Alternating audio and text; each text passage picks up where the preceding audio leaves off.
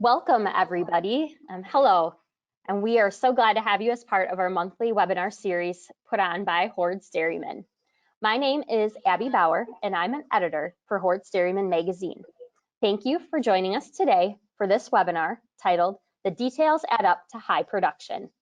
This month, we have the fun opportunity to hear from a dairy producer and a veterinarian who will share what they believe leads to a 94-pound herd average at Neu-Hope Dairy in Indiana. If you're listening to the presentation live, you have the option of downloading a copy of the slides that you can print off and then keep for future reference or to write notes on. You can find those in the handout section of the GoToWebinar control panel. Also, if you have any questions that come to mind during the presentation, please type them into the questions section of the control panel, and we will answer those after the presentation. Now, it is my honor to introduce to you today's presenters. The first is Alex Neuenschwander, a fourth-generation dairy farmer from Bluffton, Indiana.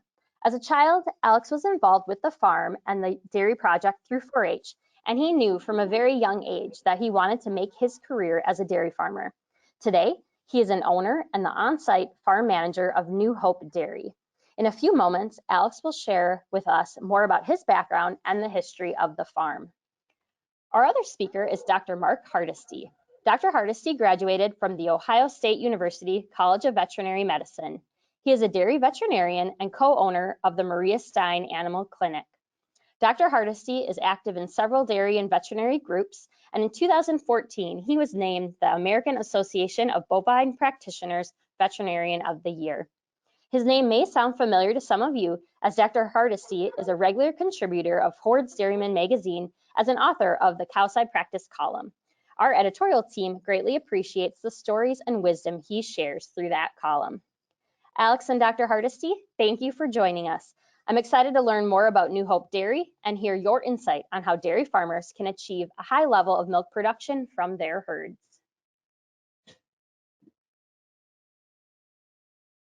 Yeah, Abby, hey, thanks a lot. Thanks for the introduction. This is Alex. Just want to thank everybody for listening today. Really quick, so like you said, Abby, we are located in Indiana. This is in the Midwest, so we're up in the Midwest United States. We're in the northeast corner, about an hour from Michigan and about a half hour from Ohio. So just right up, nestled in the corner of beautiful Indiana. So I'm a co-owner here at Neu-Hope Dairy, along with my brother Kip. And we have 10 full-time employees and 2 part-time employees that take care of our 1,100 adult cows and about 550 young stock. And I'll tell you what, I laugh every time I see this picture ever since you've asked for it, because this is about 1.5 years old, and my oldest son Adler is probably that tall now. So it's funny how fast time flies and how that changes. But I'm excited to be on this webinar today. Thank you. This is Mark, and I'd like to talk about the Maria Stein Animal Clinic, which was built in 1969 by Dr. George Wenning, and he employed 3 different principles: actual physical exam on sick animals, scheduled herd checks, and DA surgeries, which were all innovative at the time, to build a practice into a 4-doctor practice. By the fall of 1987, he was in ill health and practicing solo. My wife, Michelle Mahalik, and I purchased the practice when I was still in vet school. And over the ensuing 34 years, we built it into an 8-doctor practice with 3 different locations. And we service about half the practice is dairy cows, and that's all I do. And then the other half is pets, with a little bit of swine and some beef. These are the 7 doctors that see cows, and 6 of them, 50% or more of their time, is cattle work. And one of the things that help our practice to be successful over the years is that once a week we meet as doctors to share what's going on out in the field. Sometimes we have people come in with an educational session, but a lot of times we just sit and talk about cases and things that are going on different farms and try and brainstorm and solve those ourselves. We've done that kind of a meeting even when there are only 4 of us, and it's part of what's made the difference. Yeah, so on our farm, like Abby mentioned, I'm a 4th-generation dairy farmer. we're fourth generation in the same spot. So, we started off right here is the old barn that my grandpa would have put up a long time ago, I guess during the Depression, and milked a few cows. Back then that was, pretty good size. I think maybe had 20 cows. So we've expanded a little bit over time. So just a real quick overview of our farm. This is our calf barn area. We have just sort of a Quonset building for that. Over time we've went from individual pens in there to an auto feeder barn. Now we're transitioned back to group pens. So we sort of back to the pens and trying to do it as buddy pens. Here's sort of our bunker area and our feed area. So all of our feed is stored over on this side of the farm and mixed up. And these barns were also built by my grandpa a long time ago, and they actually started off as chicken barns and have been repurposed time and time again, probably on their fourth or fifth life by now. But they're now housing our far off dry cows and our close up dry cows. This facility is where we bring our Springer heifers into. So we bring them in about 2 months prior to freshening and put them in that facility. Here's our milking center. We bring all of our cows up through here to milk. And they come back through here. And this is a new facility we built in 2019 that houses 950 milking cows, all of our milking cows on the farm, aside from our hospital pen. So we bring all of the cows through here, most of them 3 times a day. One group we milk 4 times a day.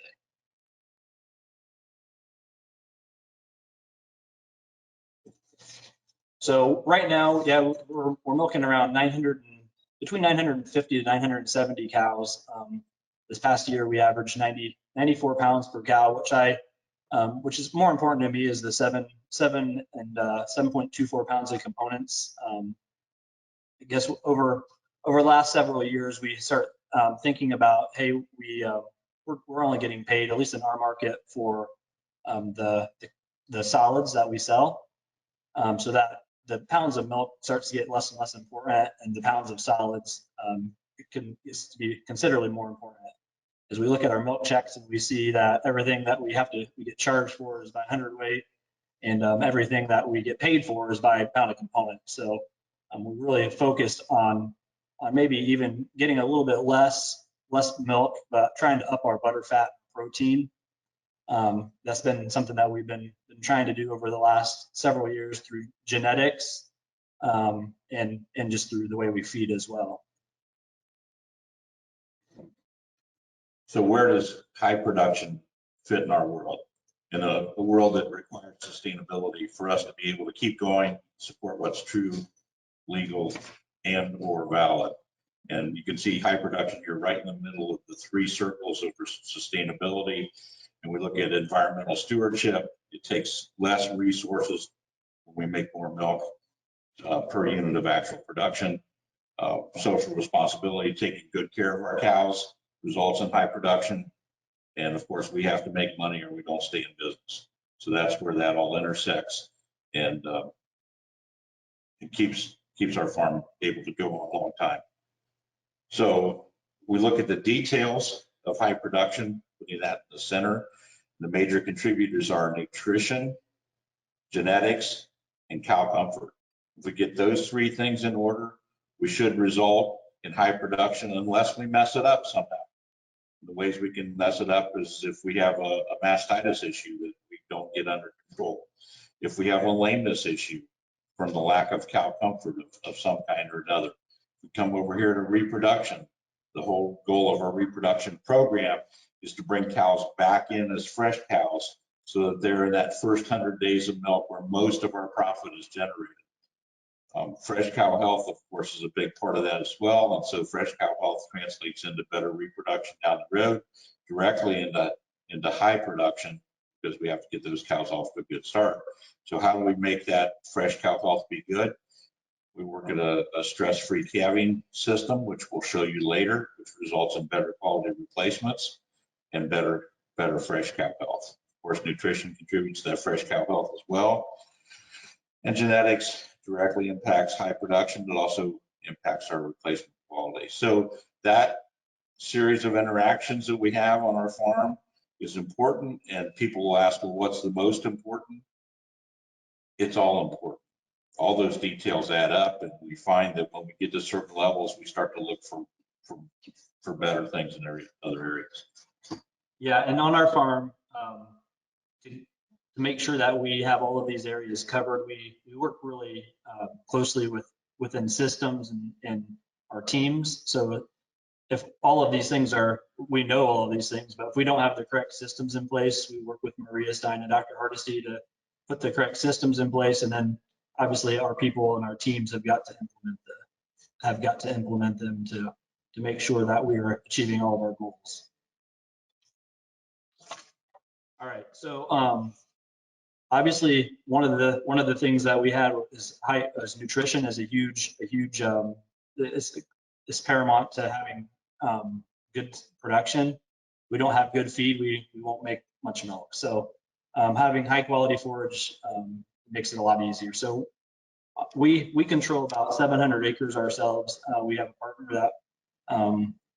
partner farmer that has another 3,000 that takes care of most of our other feed needs. So we focus on like our alfalfa on low lignin varieties, high digestibility.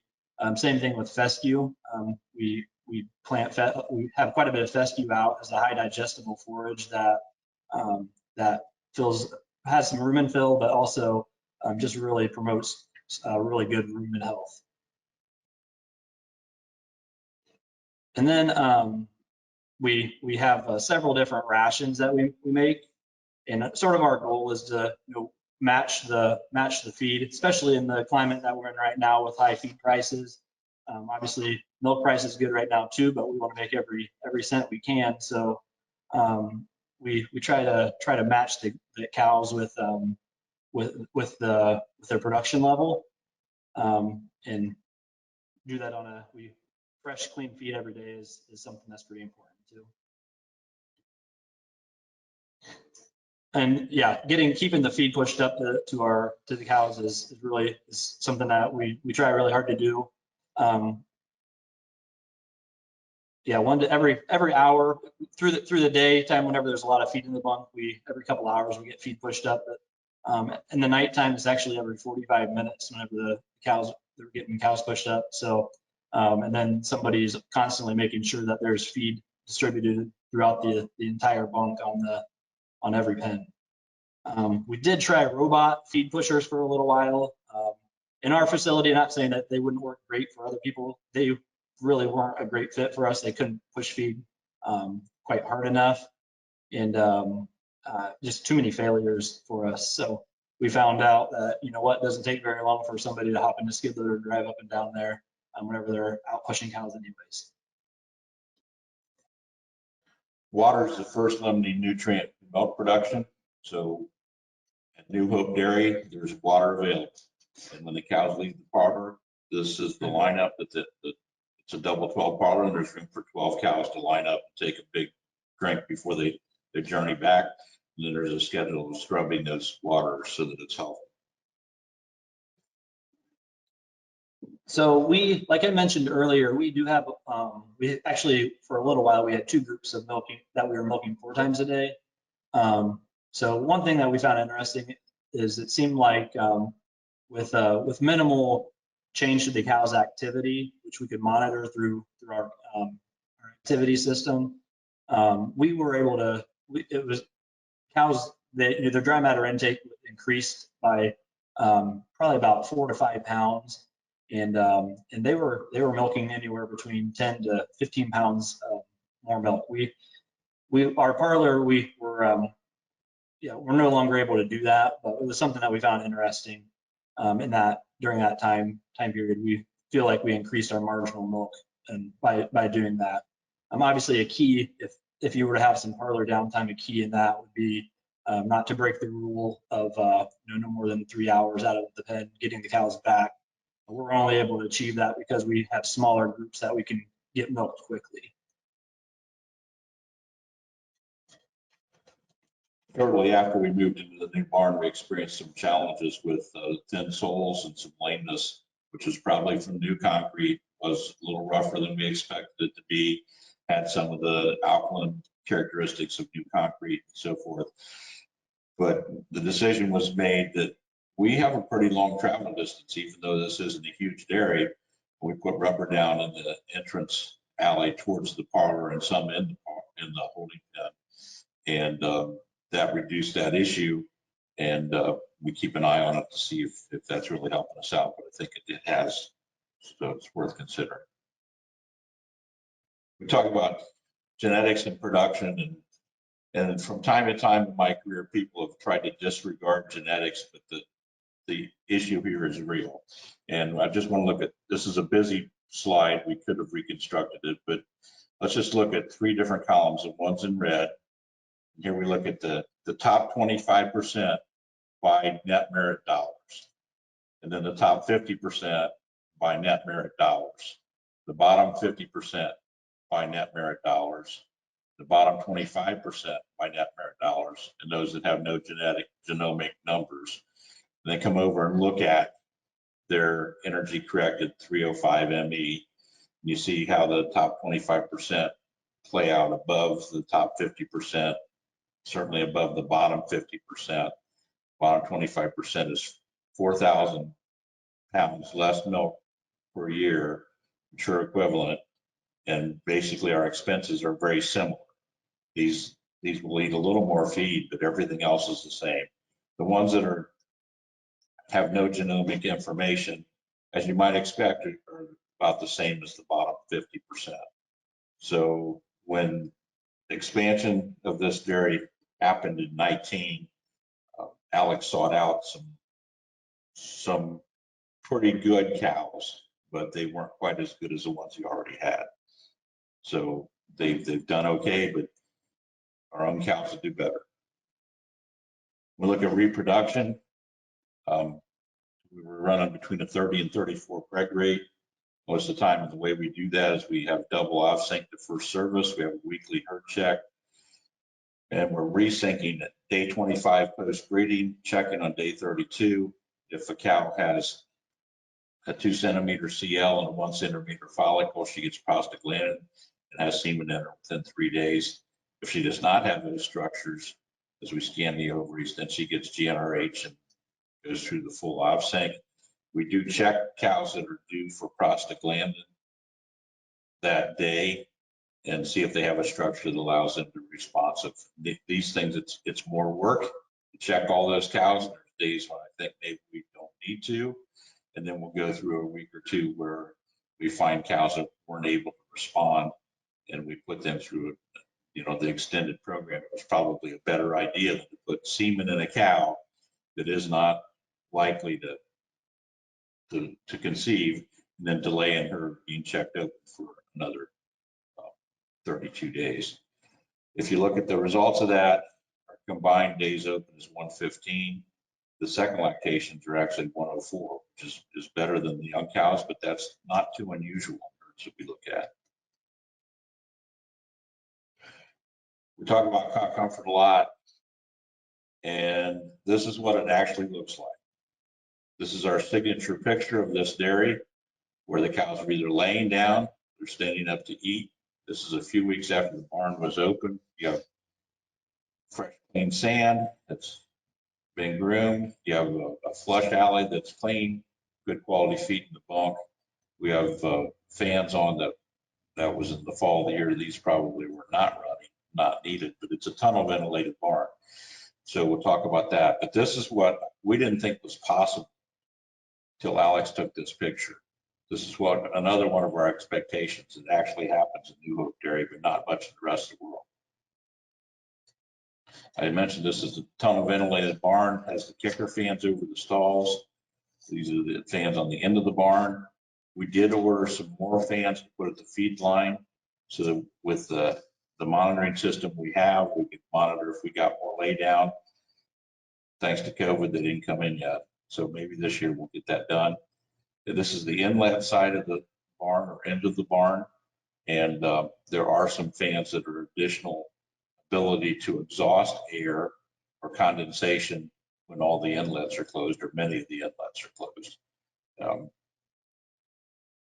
East Central Indiana's kind of temperate, so that all of these inlets are rarely closed. But we get down to -10. I think it was -14 was the coldest we got to this winter. So there are times when we do seal it up a little bit. All right, so this is a quick picture of our parlor. So it's nothing fancy at all. It's about 25 years old. But we put the barn up hoping to optimize our parlor. Prior to the building, we've just had tremendous amounts of downtime.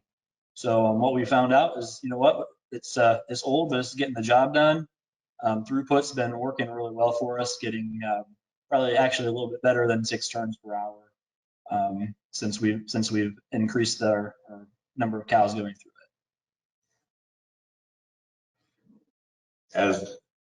As the parlor was remodeled, we paid particular attention to the milk path, which is the path from the claw down to the milk line. And you see on this high uddered cow that we can make that virtually all downhill. That was the goal. This lower uddered cow, there's a little bit of a rise here. But we did that by moving the ferrules back 1 station, so the hoses are a little bit longer, but everything's a downslope. And with that kind of a milk path, we reduce the vacuum fluctuation in the squawks, and we pay particular attention to alignment. These are called posi balls, which is simply a cord that attaches to a track so that we can align that unit so that it's straight with the midline of the cow and parallel to the base of the udder, up and down. The intention and the technology is here to add daily milk weights, but that also hasn't come in yet, but it should be here in the near future, which would take another stopping point for the cows out of their day. That for fresh cows, we would, if they're climbing in milk, we're not going to touch them. Back to the pen. Oops. We do on-farm milk culturing. There's our incubator here in the herdsman's office. And so cows are only treated for clinicals if they would culture a gram-positive organism.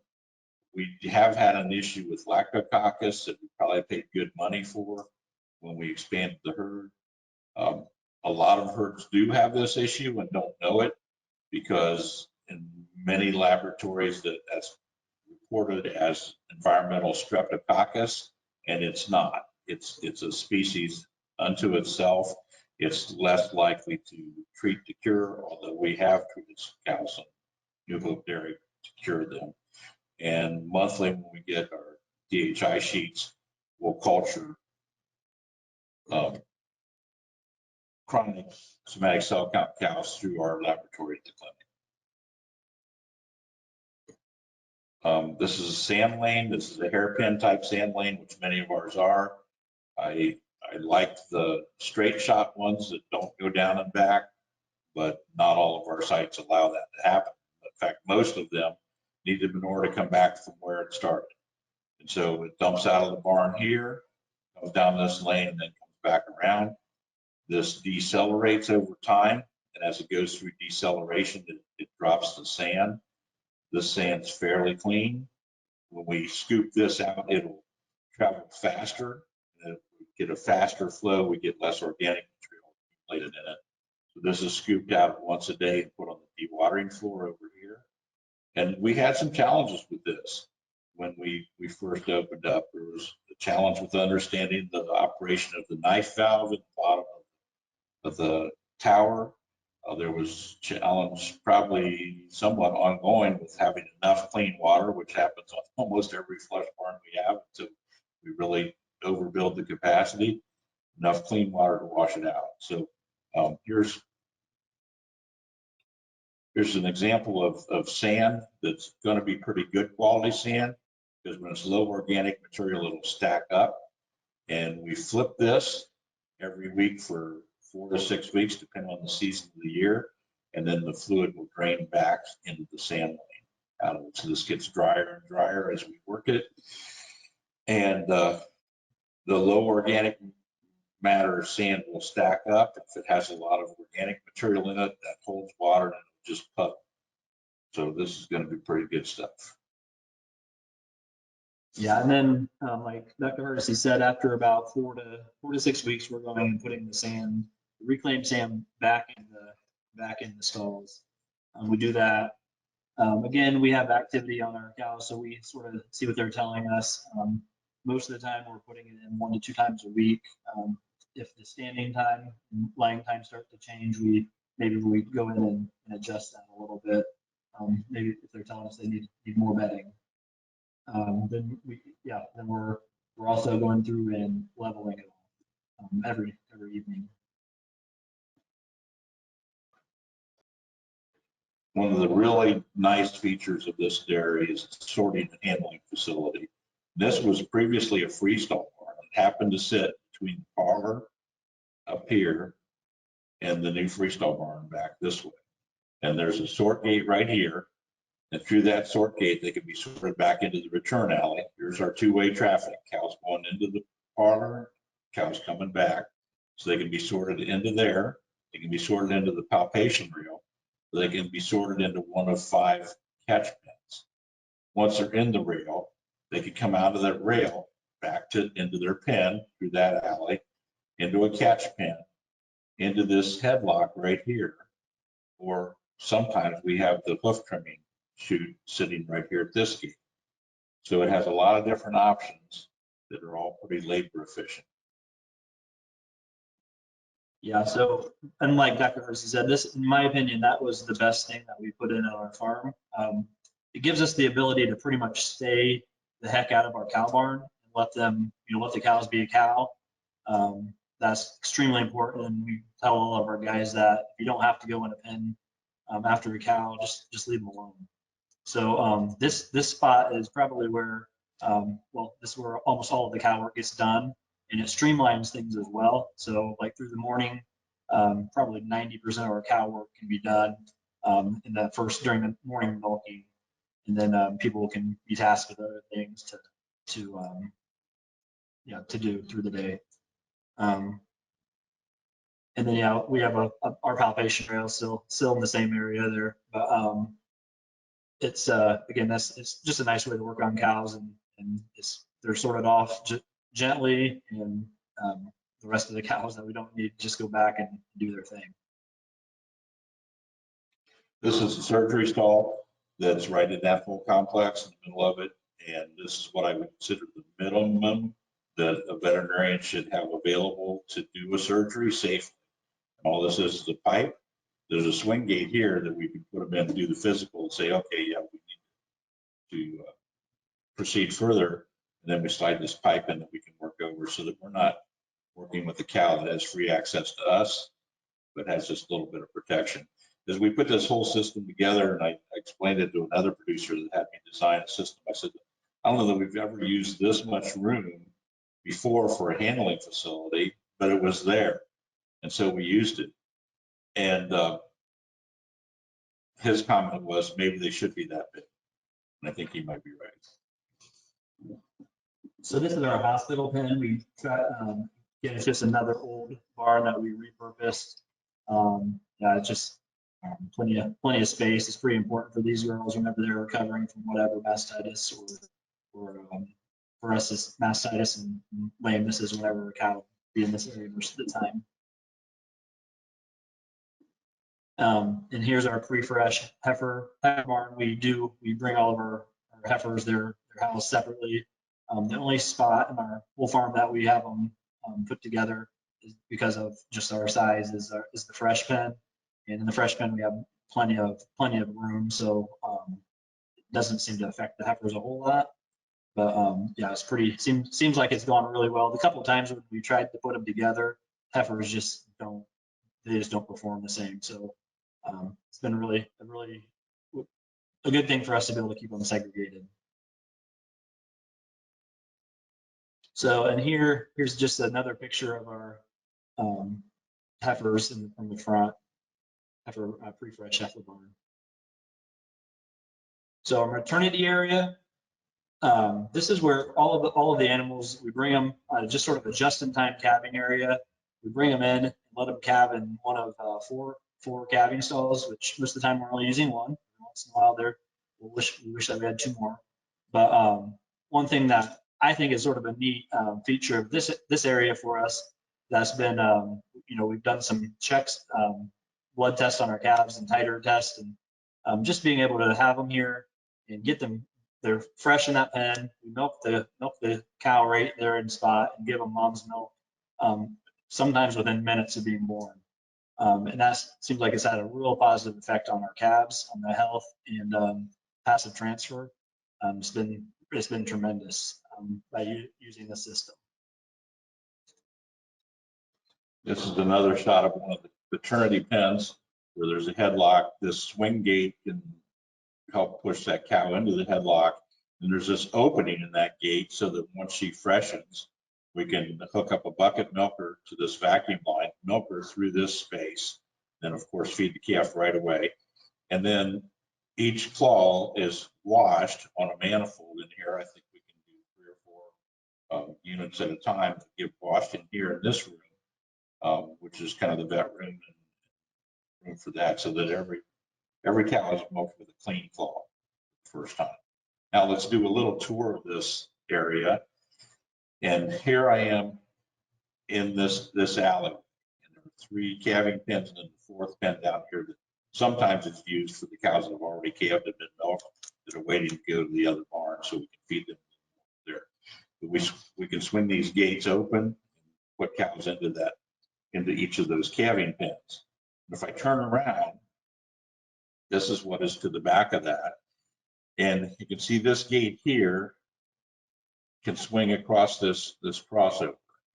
So a herdsman can swing that gate closed, walk around the barn this way, and gather up any cow that has feet protruding or has expelled a fair amount of amniotic fluid, which means she's in active labor.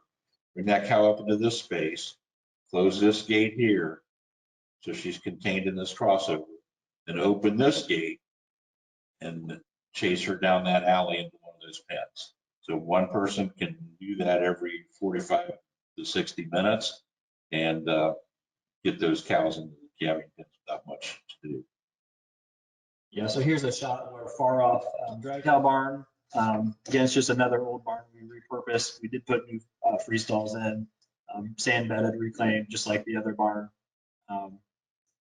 But again, just nothing fancy at all, but it's been repurposed and worked out great. It's been working out good for us. And yeah, here's just another shot of the old barn that we're having our far off dry cows in. These are just a picture, I guess, Dr. Hardesty likes how clean these are. He must have thought it looked good because he took a picture of it. So I take picture of them when they look bad too. They don't look that way here. Well, anyways, yeah, we grab whenever a calf's born, this is what we'll transport them to the hutches in. And then, yeah, they get cleaned out and disinfected after every calf.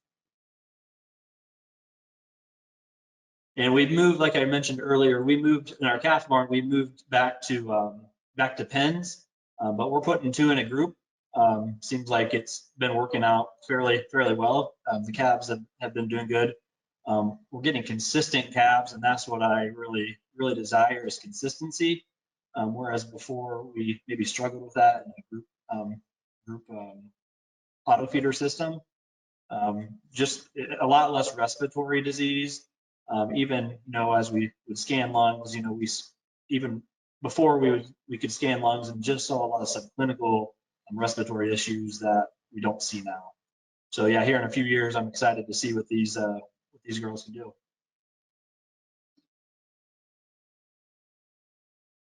So as mentioned previously, we had an auto feeder and we worked really hard to try and realize all the potential advantages of that piece of equipment, and we didn't see it. So we had calves like this, calves that were variable in size, just didn't meet our standards. And this dairy is probably one of the lowest antibiotic use dairies. In fact, we had a researcher from Ohio State survey that and document the fact that we don't use a whole lot of antibiotics, but we were using a lot on these calves, and the results still weren't coming that we needed. So yeah, we took the old auto feeder out and just went back to pens. like Dr. Hardesty said, we did try, that's for sure. And I'm not here to knock auto feeders. I mean, it's a system that works well for some people, just didn't work well for us. But it didn't work here, so we fixed it. And then we are getting, these are some calves that came out of our calf barn now, and just another old barn that's been repurposed, and probably the best use that it's had so far in this life. Just an old barn, but our calves are really thriving in there. We had some tubes up there, and Dr. Hardesty would talk tubes. Yeah, I can't say enough good things about positive pressure tubes for ventilation throughout the calf area. We bring fresh air in from the outside and evenly distribute it. And there have been places where we've cut our respiratory dramatically. I mean, 10% of what it was previously. We didn't have that much in the group pens here, but we have raised some really healthy calves here. We very rarely have to, if ever, feed any antibiotics to the weaned calves. We're having healthy heifers. So the question becomes, where do we go from here? We'll let the records and our eyes tell us. And the records are how we uncover our next area of opportunity and say, what do we think? And it's also how we evaluate whatever change we made to see if it had a significant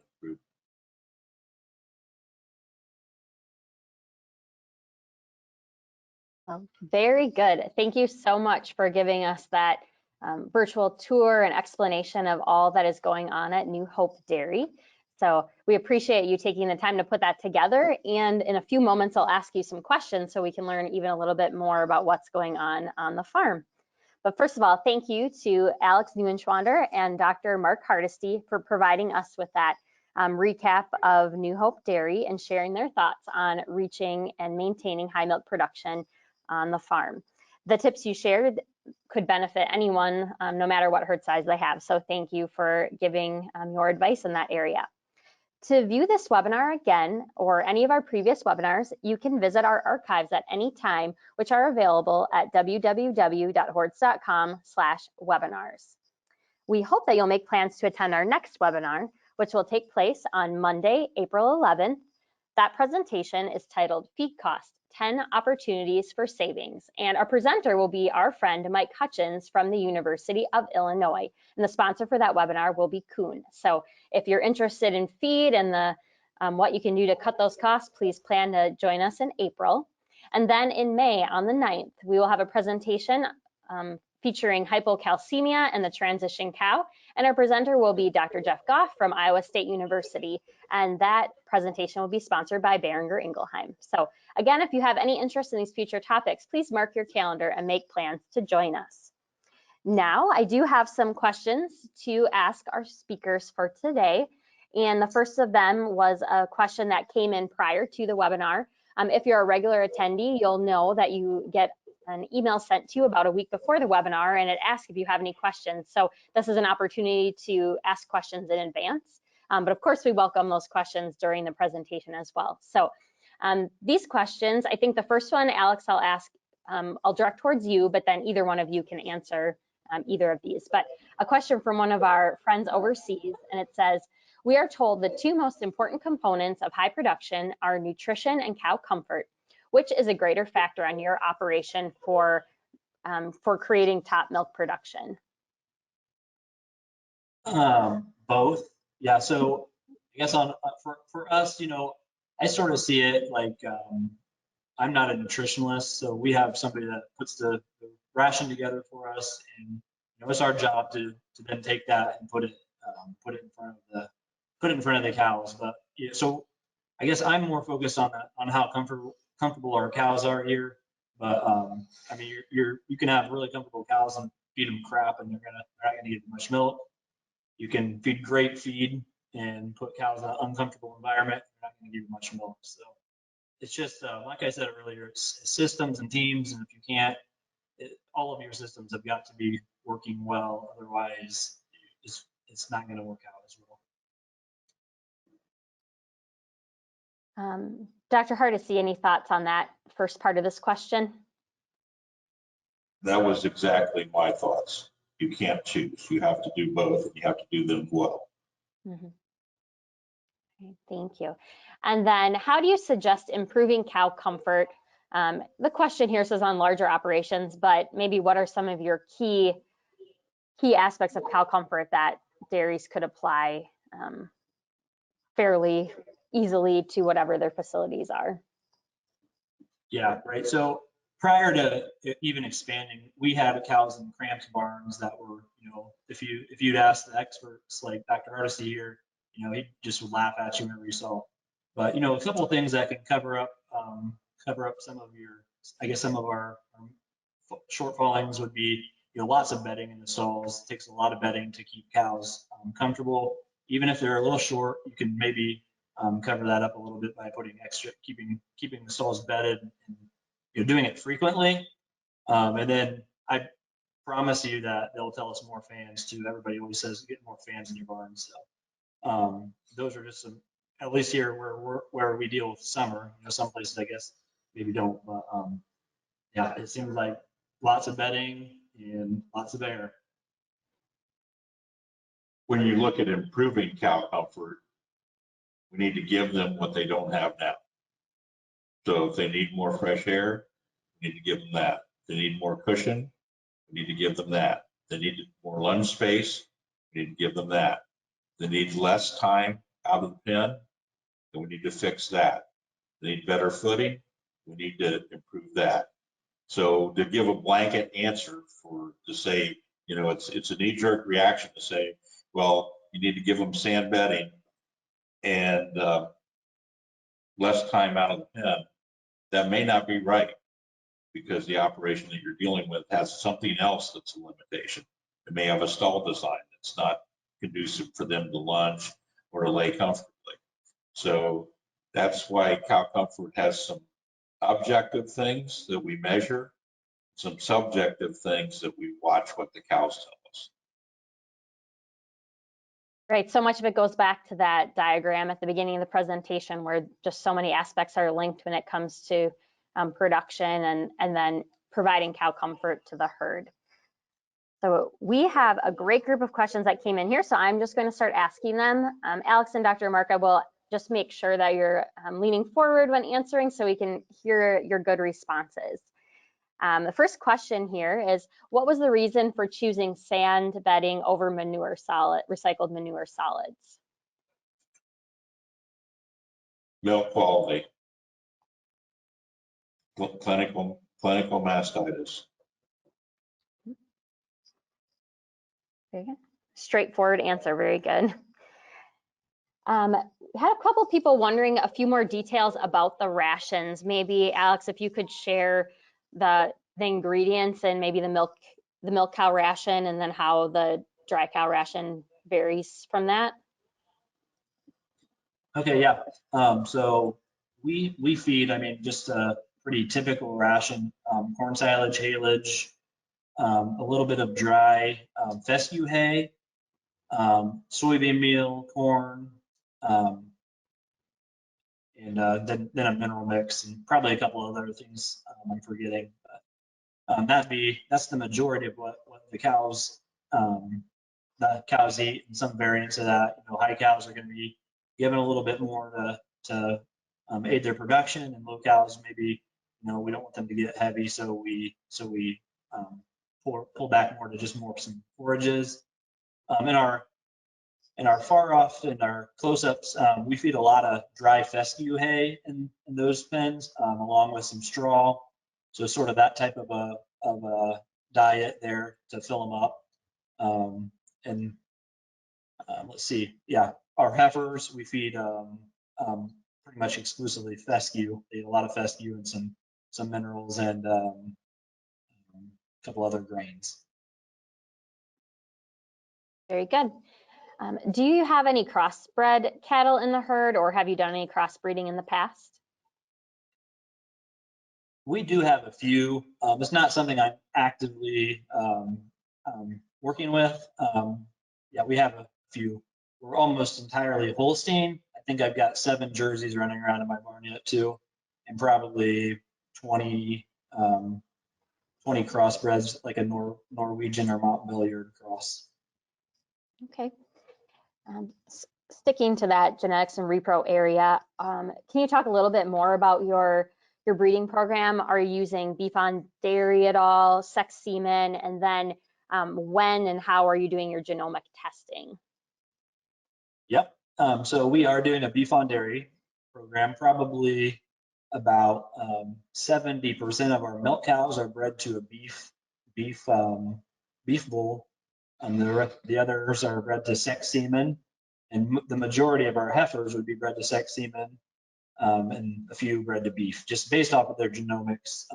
Genomics are done at birth, turned in monthly, so we know who the best ones that we want to work with are, and then we do make a few calling decisions off of that as well. If somebody's just going to be an underperformer, we have enough data to know that they're always gonna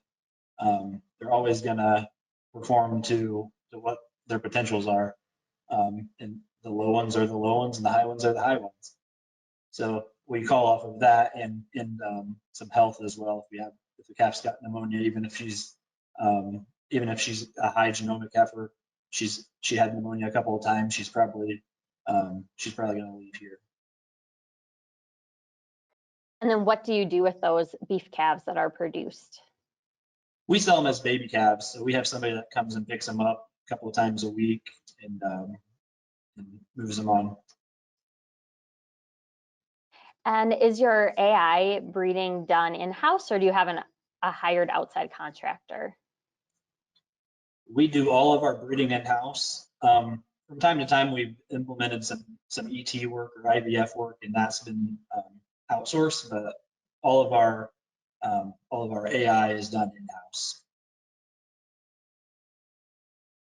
Talking about the calves a little bit, with the paired calf housing, do you have any problems with cross-sucking, or what have you done to prevent that? We haven't had any problems with cross-sucking so far, but what do you think, Dr. Hardesty? I think we're relatively new at it. That is a concern with all group housing. We're learning more and more about that, and basically the things that we put on the table, if it is an issue in a given farm, is to make sure we're feeding adequate volume, to use a slow flow nipple where it takes 6 to 8 minutes for the calf to drink its meal as opposed to 2. Some places use a way of locking calves up during that time period until maybe that suckle expectation goes away. And last week I was at a meeting where they talked about offering some long stem hay to calves if they're having an issue. So we haven't had that issue. We hope we never do. We know what we'll try if we do, and go from there. Are calves fed milk or milk replacer, and do you utilize a bottle all the way up until weaning? Yeah, so we feed milk replacer. We feed them right now. They're eating. We thought about going to a gallon. We're working with 3 quarts 3 times a day. And they're on a bottle the entire time through that up until 8 weeks, and then we're starting to wean them. Okay, then we have a question more in the milk quality area. Can you explain how you handled the lactococcus outbreak that you had, if you'd call it that? So lactococcus has been a pain in our butt, I'll be honest. So that was something that it went back to last winter in sand quality. We sort of went through that as a learning experience we've had. So what we've done is a lot of culturing. We culture a lot so we can segregate it. And some cows we've had to call quarters. Some cows we've had to call. But for the most part, we just have a few of them that are higher somatic cell. It's not something that's ideal, but I think that they'll work their way through. What do you think of that? I think we're on the downhill slide of that mountain, and our numbers are continuing to decrease month after month of the ones that are in the category. So what did we do? We paid particular attention to doing a great job of teat dipping. We identified cows that were at risk, cultured them, and then decided if we were going to try and treat them and then reculture them again, or dry up a quarter, or call the cow. So we took an active, but it's not as contagious, it seems, as maybe mycoplasma, more like Staph aureus, where you should do something, but you may not have to do everything. And, you know, it's really beneficial to have the on-farm culturing, but I know sometimes it can be a challenge if you don't have the people available on staff to do it correctly or to keep up with it. Do you have someone in-house that's trained, or how do you utilize your on-the-farm culturing system? Yeah, we do. And just to be honest with you, it's pretty easy, pretty straightforward thing to do. I mean, we don't necessarily need to read it. We're making more decisions off of if we're treating them or not. So whenever it gets to like lactococcus, those types of things, we have, you know, we can send the trays off to send them off with Dr. Hardesty back to his clinic and let them look over it to see what we're dealing with. But on-farm culturing is, it seems like it's really easy. It seems relatively like a fundamental thing that we should be doing, just to grab and find high somatic cells, cows as quick as we can, and get them taken care of if they need to be treated. Okay, thank you. We'll go back to reproduction for a little bit here. What is your voluntary waiting period after calving? Yeah, good question. So we're at 65 days. It seems like that's a number that's worked out fine here for us. So we're starting them at 65 days if we'd see them, but most cows are actually going to get bred off of that double ovasync. So, you know, they're already started in that protocol. So they're sunk up, going to get bred in that around 71 days, I think is what it gets cows at. And could you explain what are your main priorities when you are mating cows, and then any future breeding goals, or do you think the direction that you breed your herd will change in the next 5 or 10 years? So yeah, probably, I guess. So we need to make subtle changes from time to time, but components has been the number one thing that we've been pushing. Obviously, we want health traits in all of them. So we keep an eye on that as well. So healthy cows, that gives us a lot of pounds of components that are going to be around a long time. Win-win-win. So that's sort of what we're looking at. Obviously, it seems like we have to keep a good eye on teat placement on cows and teat length. Those are a couple of things that are continue to be a bigger and bigger issue in every parlor. Teats that cows have got to be milkable, otherwise we wasted all of our money and stuff on getting a cow raising a cow up with too short or too close of teats is we run into it from time to time. It's a problem. So that's been mostly our strategy. It's relatively simple, but we want a lot of components. Going along with that goal for high components, have you changed your ration composition or ingredients to be able to elevate that level of fat and protein that you're producing? There's always been a focus on metabolizable protein. We don't feed a high level of isolated amino acids, but we do some. We get most of it from a blood meal type base supplement. And then we'll top that off with some methionine and lysine if we think we need to yet. But that change has been going on for a long time. Okay, thank you. If you could give a little insight on your culling rates and the average number of lactations a cow remains in the herd? Yeah, so our cull rate, it's a little bit skewed right now because, like we mentioned, we put this building up in 2019 and built, bought a lot of young animals. So this past year, we were in around 25% cull rate. That's not something I see us maintaining. I'm not even sure if it makes sense to maintain that. as we always have better heifers coming up. And yeah, so I think if we can stay in that 25 to 35% range, we'll be where we would like it to be.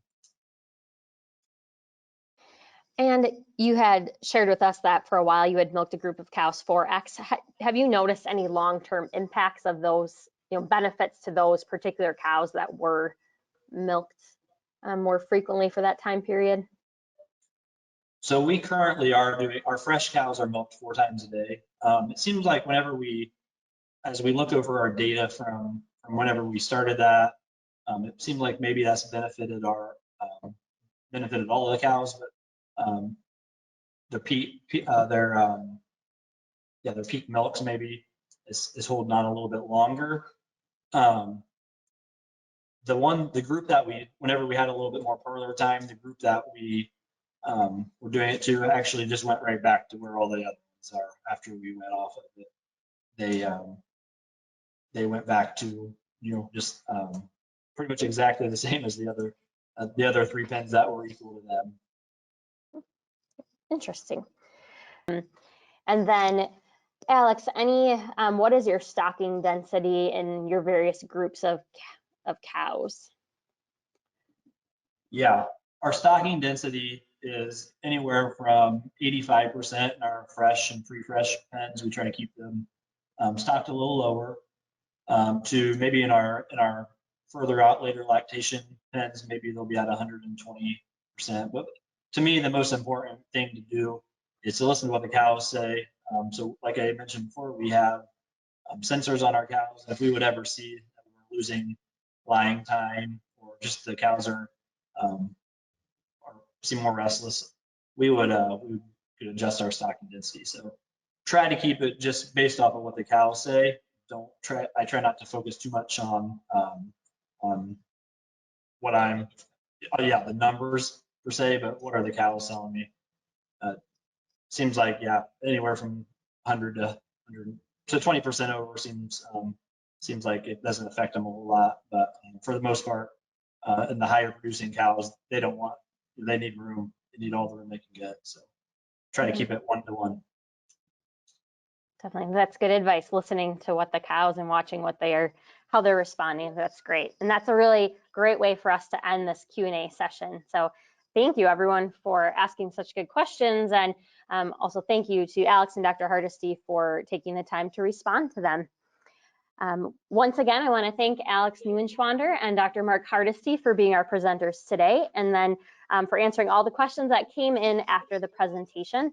Also thankful for my teammates, Michaela King and Patty Hirchin, who handle all the production and the promotion side of our monthly programs to help everything run smoothly. And I want to point to you once again, our upcoming webinars. They always take place the second Monday of the month at noon Central Time. But we welcome visitors from all around the world, so we appreciate you tuning in whatever time zone you are in. On April 11th, we'll have a presentation, Feed Costs, 10 Opportunities for Savings, presented by Mike Hutchins from the University of Illinois.